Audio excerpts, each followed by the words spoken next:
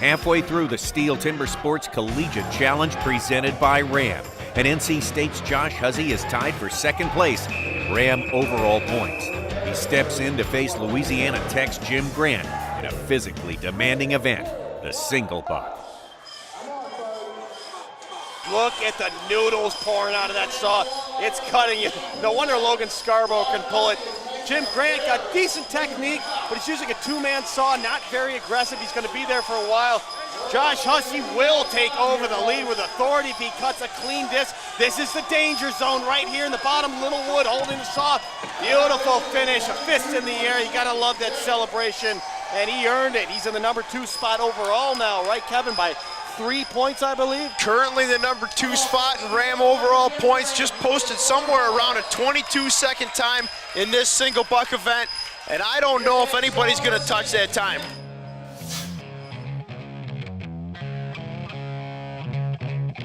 If you've got the right tool in the single buck and the saw is cutting well and the block is going, your way and everything's tuned right, times are falling. Right. This notion of the misery whip, you're not out there laboring for 30 seconds, beating your brains out. But I keep going back to what you said a few years ago. You can't lie to the single buck. Right. Like, it is such a total body endeavor. And as soon as you become complacent in the single buck, that's when it bites you. Next tee to this single buck event from Stephen F. Austin University. Stand number 1, Ryan Ossenheimer. Virginia Tech, the Hokie, Roby Coffey, put up a great run in the stock saw event. Sitting really nice in 3rd place in Ram overall points coming into this discipline, but he's staring down the barrel of that 22-second run. Yeah, Roby Coffey running that big to a tie. Not a long saw, but very deep. I don't like the way he has the handle on. He's got the handle on. See how it's bolted, but it's tipping back. Tipping the wrong way. It needs to be tipped up a little bit. You're losing the pressure. You want to be able to crank the pressure into the leading edge of the tooth. When the handle is dipped down like that, it makes it very awkward. But I'll give him credit. He's pulling the whole saw, throwing his head into it, has his back foot back, pushing off the back foot, and a little hang up there, and that may be caused by the handle misplacement. Yeah, the way that handle's tipped back, and all the folks at home are thinking we're nuts, picking on like a 2-degree discrepancy in that handle. Yeah. But now when he draws back on that handle, it's shoving that nose down on that pull stroke, and that's where we're seeing the difficulties. Still going to post a solid time. Absolutely. Not going to take down the 22-second run. This is the danger zone right here. He wants a complete disc, and he's in that small wood. And, when you've got 6 teeth being supported by the wood, Don Quigley, we're going to have a challenge flag here. I don't believe he jumped the gun. Stage judge Don Quigley tosses a flag at the completion of Roby Coffey's cut.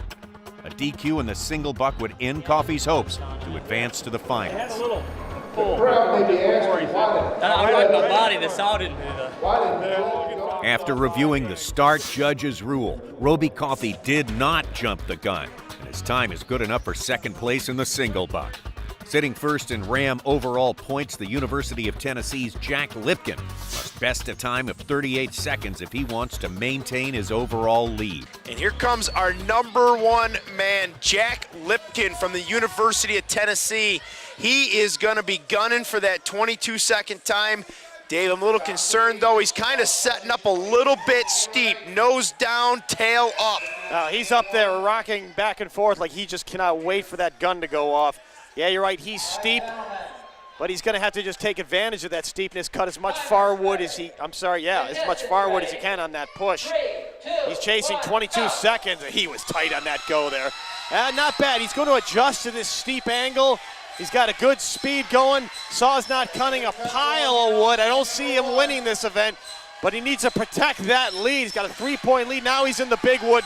This is where that steep angle will hurt him. He's not cutting enough wood on the pull stroke. Now that saw's starting to level out as he gets lower. Yeah, but the saw's just not moving wood. Little spits of chips coming out. It's almost like it's a 2-person saw that's less aggressive. Tell you what, he's coming up in the mid-30s, though. Absolutely, he should get second place. Oh, no. Well, he's going to want to check that. Be careful with the teeth there. He'll get a good time.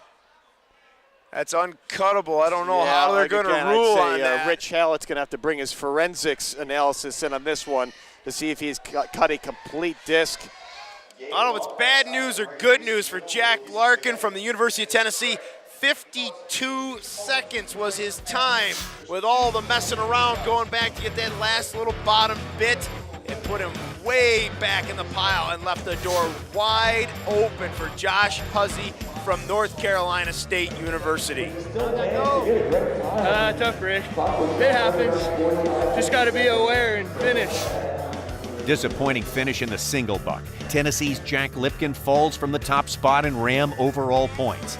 Now it's a two-man race to the finish, and it all comes down to the underhand. Want to win a brand new Steel chainsaw? How about a trip for two to Germany to see the Steel World Championship live in person? Sign up now for the Steel Timber Sports Fantasy Lumberjack game. Pick your Lumberjack team for each event to give yourself a chance to win. Visit Steel Timber Sports Facebook page and sign up today.